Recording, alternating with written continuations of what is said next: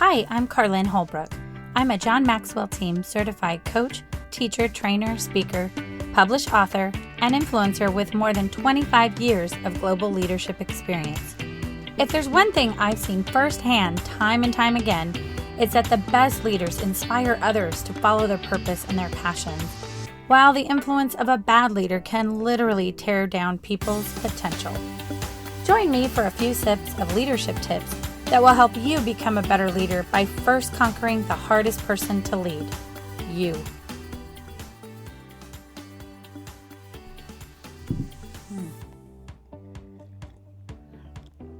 Good morning, everybody, or good afternoon, evening, whenever you're listening to this. Been a minute since I've dropped a new episode, and it's just life gets busy.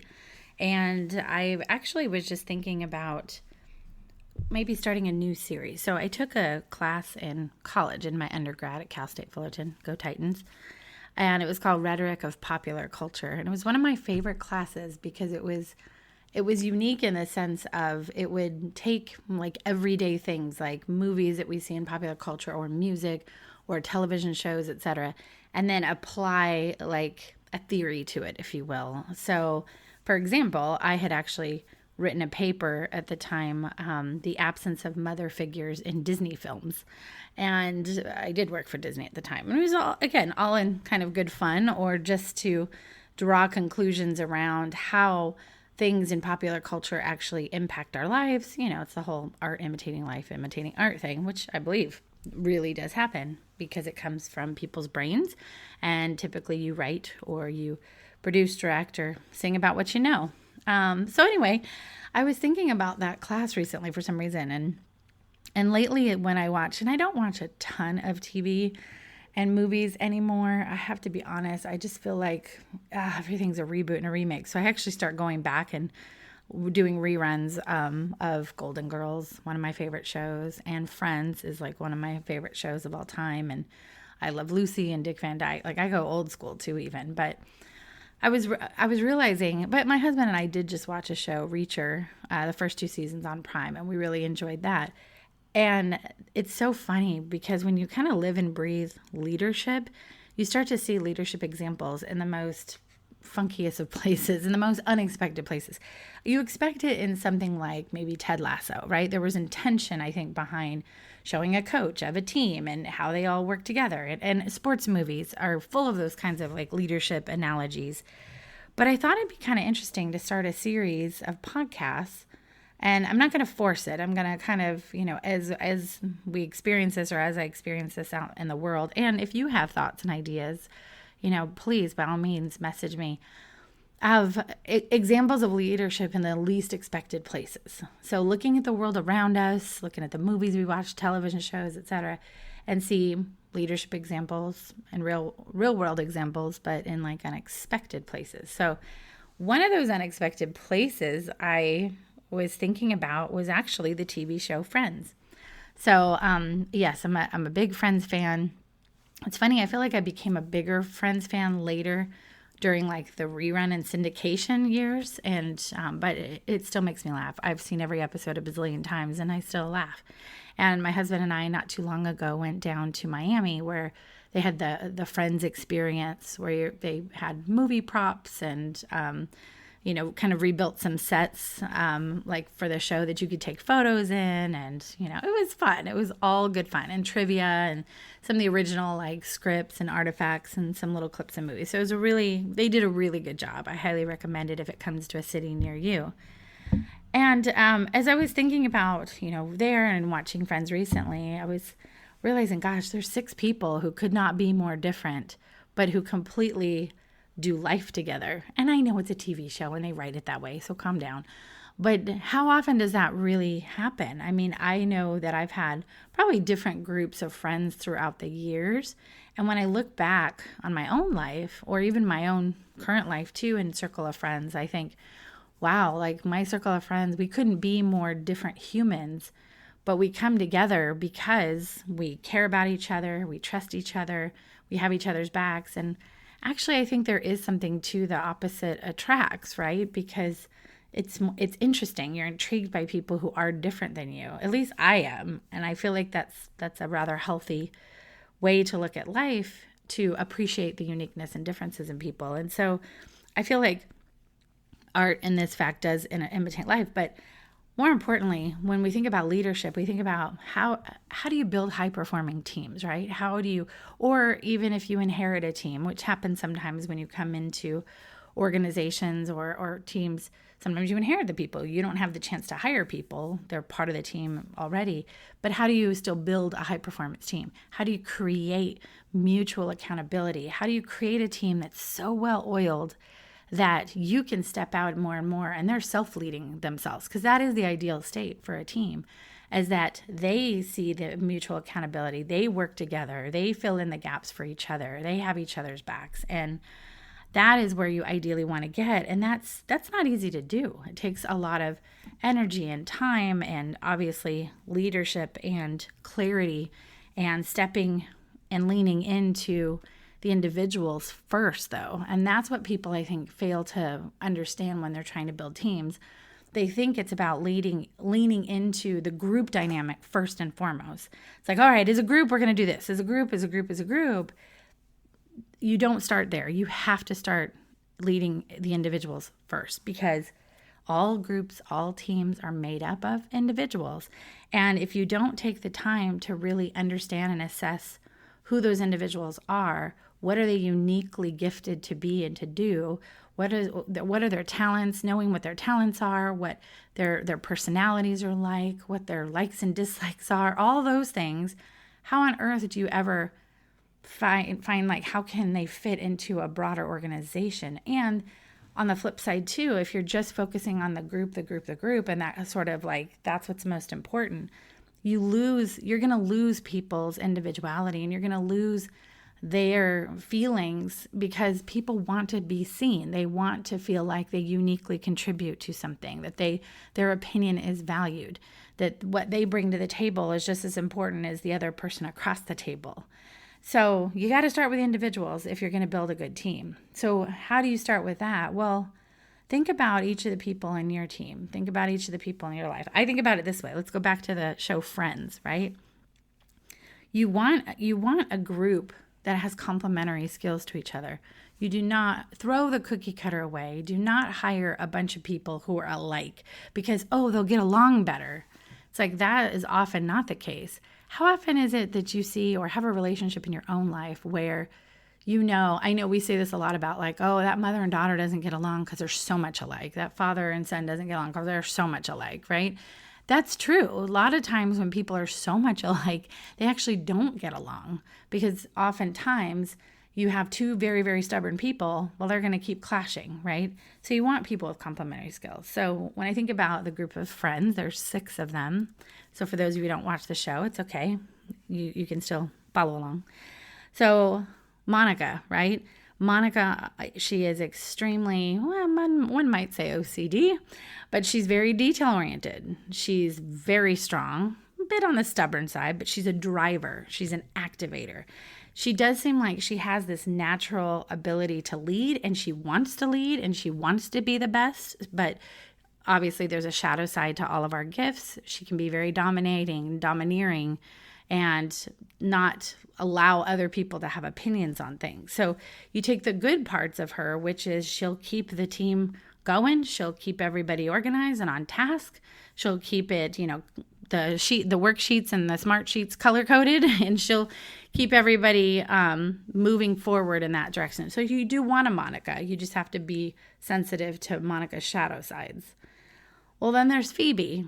A lot of people might think, I don't want a Phoebe. Phoebe's very bohemian. She's out there. She's a free spirit. She kind of has like a mismatch of the way she views the life and the way she views God and spirituality. Like she's a little all over the place. And but yet when she has those core values, she's pretty good about sticking to them. She's a vegetarian. She loves and cares about animals. She did get the fur coat, but she did feel bad about that, right? In that one episode for fans out there. But what's lovely about Phoebe is that, her free thinking spirit And the way she views the world uniquely makes her very creative. It makes her very innovative. And you need people like that on a team. Somebody who is going to be a little out there and give you the out of the box, to use an old cliche, kind of thoughts. Then there's Ross. Ross is more of the, if you have ever taken True Colors test or any of those personality tests, I would say he's probably the green one on the team. So he's more methodical, he's more academic, but he's the bookworm, he's the textbook guy, he's the science guy. So while you have, Phoebe, who's out there and a little bit more on the philosophical and spiritual planes, if you will, you have Ross, who is more like, here's what's in the book, here's what, the data says, and that is it. End of story. There's no other opinions. Him and Phoebe had that banter in that, one episode too about, she didn't believe in evolution. And he's like, but it's fact. And she's like, but it's one possibility. There's many possibilities. It's actually theory, not fact.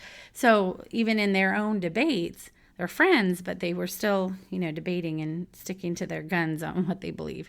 And then you have Rachel. So people might think, oh, well, I don't want a Rachel on my team because she's kind of flighty, she's kind of flaky, she's spoiled, all the things that Ross maybe put on his con list when he was making a list in the episode of if he should stay with Julie or go and, date Rachel.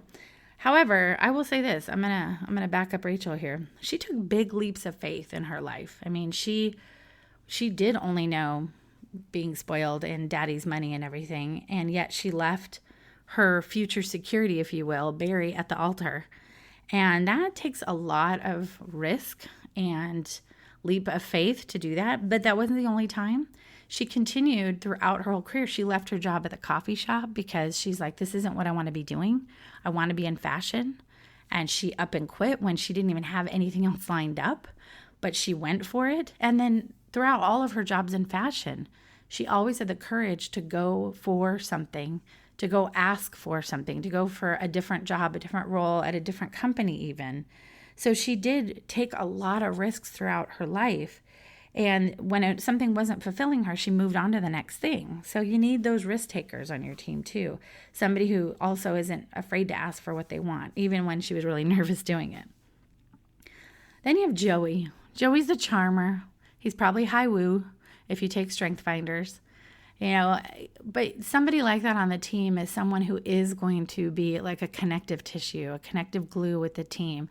He's like all heart. He's not the brainiac that maybe Ross is. He's not somebody who's going to be super driven, but he's going to be the guy that makes sure everybody gets fed pizza, probably 2 pizzas, Joey special, and just connects with people on a different level of just making sure everyone's good. Like, how you doing, right? How you doing, team members? How you doing? And then last but not least, who happens to be my favorite character, Chandler, because here's what I love about Chandler, levity. We all need levity in our lives. We all need humor. We all need to not take ourselves so seriously, especially working. I mean, yes, it's important to be good at your job, but failures are going to happen, and we should be chasing failure. To quote Ryan Leake, love it. Haven't read his book? Then you need to go read it, or at least watch some of his YouTube stuff. But it's true. Like, Chandler, he pokes fun at things. He keeps things light, but then he's also a consistently good worker.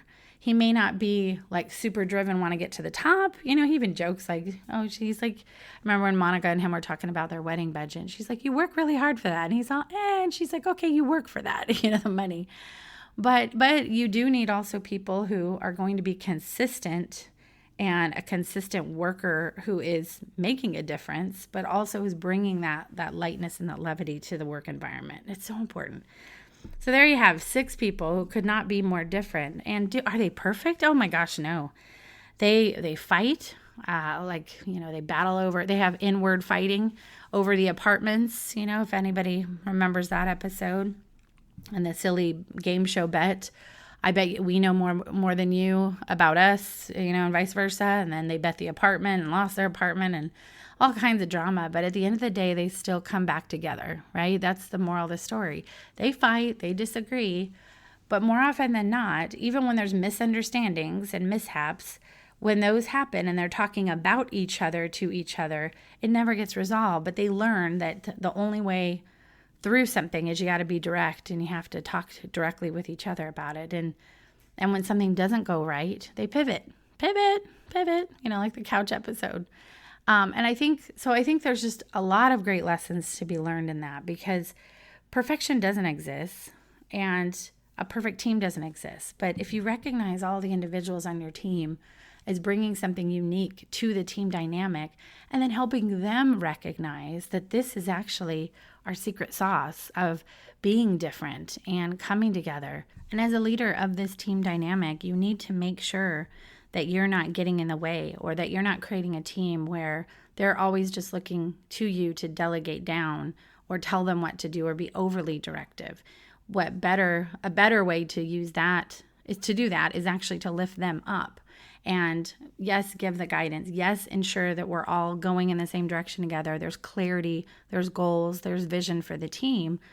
But the best thing to do for this group of friends is to be the Gunther and to make them some coffee, keep them caffeinated, keep them going, and, get out of their way once you create this kind of mutually trusting environment where everyone can shine for themselves. And then, of course, holding accountability to those dynamics, the team trust, the values and agreements that we're going to do this all together. And some people will say, well, I don't work with my friends because I keep everything so separate, blah, blah, blah. And I actually disagree with that. I actually think that you spend more waking hours in your life with the people that you work alongside every day. And if they can be your friends, now what is defined as a friend? Someone who's, you have their back, you trust them, you communicate directly with them, you're vulnerable with them in tough situations. Again, like you spend time together, you lift each other up, you cheer each other on when they have wins. Well, that sounds like a perfect teammate to me. Friendship, teammates, that sounds pretty much the same to me, people. So maybe calm down with your lines in the sand type of stuff. I would actually even venture to say, to me, a lot of times your coworkers are like your family, because they're, sometimes you love your family. I love my team.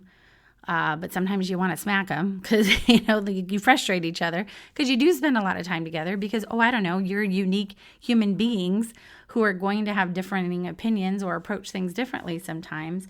But there's always a fundamental foundation of love and respect and trust and mutual accountability. That's why I think it is so important to have these types of relationships with work, because when you have that dynamic and you respect and appreciate people's differences, and someone's helping you learn because they have a different point of view than you, and it's like, oh, you got my blind spot, thank you, like I didn't see that. Oh my gosh, the world is your oyster, right? Just like our group of friends on the TV show, you see them over the 10 years that we got to glimpse into their lives grow and change and evolve, etc. And they do that together, and they do that with the support of each other. That is the ideal team dynamic, when we will all say, hey, I will always be there for you, no matter what happens in life.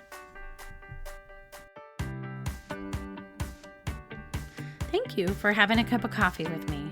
For more sips and tips, connect with me on social and follow Leader Sips on Facebook, Twitter, Instagram, and Pinterest. And don't forget to visit my website, carlinholbrook.com.